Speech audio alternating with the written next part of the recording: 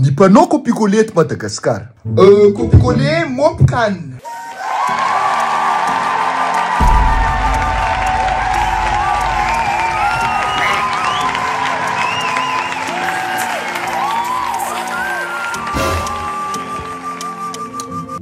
Iza ny anaranao? Anarako zany Pauline. KOPIKOLE MOPCAN. C'est misy diso ty lista ty le. KOPIKOLE nisa? MOPCAN ouais. Trois comme ty talandoa na ka MOPCAN le lava tsy vehivavy. Ka feoneny mitovy. Karakatsiko. Dia hoana zany nalefa ve zany sa? Alefa soal, manana 10 minutes anao. Fotoagna fony arantsika zay kara hitako na atrika nefa nanandeha.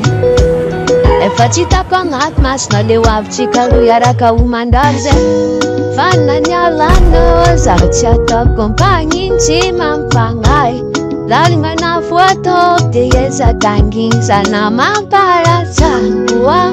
Mbolo tsaranao zaho baza manahy amin'ny andro araiky nomboe voateneny nga mampatsiahy. Tsy manigny tsy magnahy, tsy manigny tsy magnahy, fa tsy manigny tsy magnahy koa karany nataonao zaho.